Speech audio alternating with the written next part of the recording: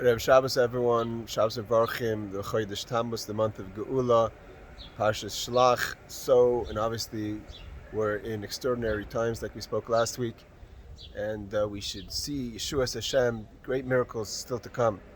So, in this week's parsha, we learned about the Nesachim, the pourings, the wine pourings and the oil pourings that were part of the carbon of the sacrifice. And the Torah tells us, Ki sevayu al aretz, that when does the full force of the obligation of the pourings, because there's an argument what kind of pourings they did in the desert, if any, but the full force of the pourings, meaning the pourings of the wines and the oils with the carbon, happened ki sevayu al aretz, when you enter the land. And what's the connection? What's the connection to the story of the spies and the month of Tammuz?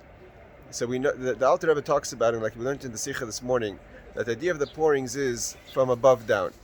We have two directions of service of Hashem. We have what's called milmata l'mayla, a person who is reaching upwards, leaving the mundane, going to spirituality. That's like the carbon, the sacrifice. Ishei Hashem, it's a fire that goes upwards.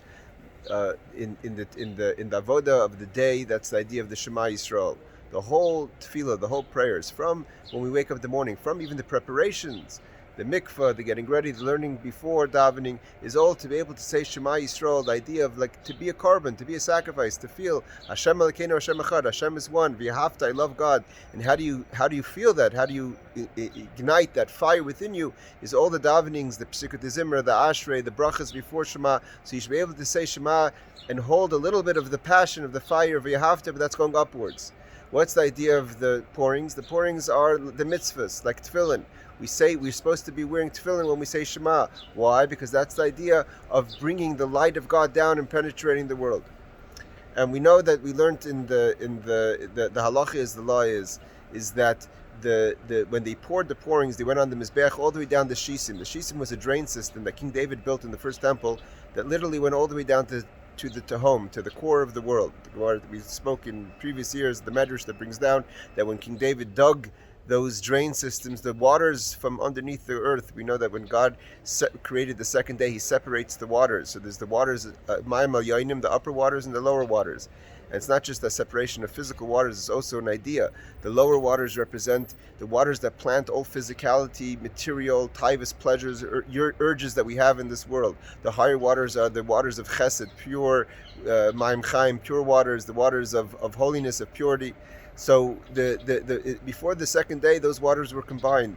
On the second day, God separated that. There are waters now, there's the higher waters and the lower waters, which meant the higher waters went higher and the lower waters went lower because they no longer had the spirituality, the purpose. And it's the Zohar quotes that the lower waters are constantly crying that they want to go upwards. King David dug all the way down to that point, to the point of the most physical, the source of the most physicality, the most mundane, the most coarse. And that's where we pour down the pourings. And that's the idea that we have to break through, right? We're talking now about bunker breakers, to break through all the way to the core, to penetrate, to make that into a place of godliness.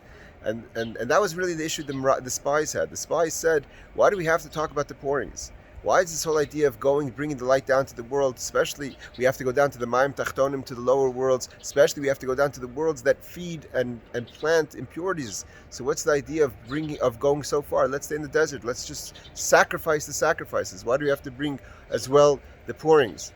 But Hashem says, Ki sevayu al aretz, the eretz, the land, the rutzin. What does Hashem want from us? It's not just to have the elevations. The elevations is in order for us to take those and bring them back down.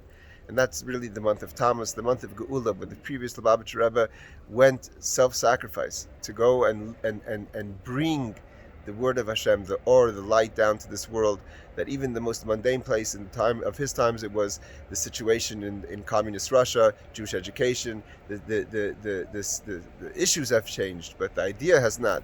There's still the idea of bringing the light down that we see now. We're trying to break into the ground to get to the Mayim Tachtonim, and get to those waters, and make those waters refined waters, that those waters come back up to reunite with the coming of the Mashiach, of the higher waters. And it's not just that they become back to their source, but they come back to the source purified.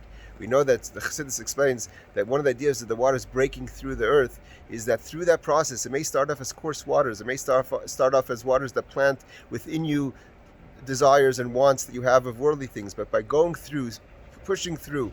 You're able to refine those waters when you bring the mitzvahs down, bring the tefillin down, bring the pourings down, and that when the waters reunite back with the upper waters, it's an elevation, not just for the lower waters, but an elevation for the upper waters, that it's able to have the elevations of our efforts here in this world. When we zeicha, this week should be Takas, a spectacular week with the coming of Mashiach, safety for all our soldiers, safety for Eretz Yisrael, safety for Jews worldwide. Good Shabbos.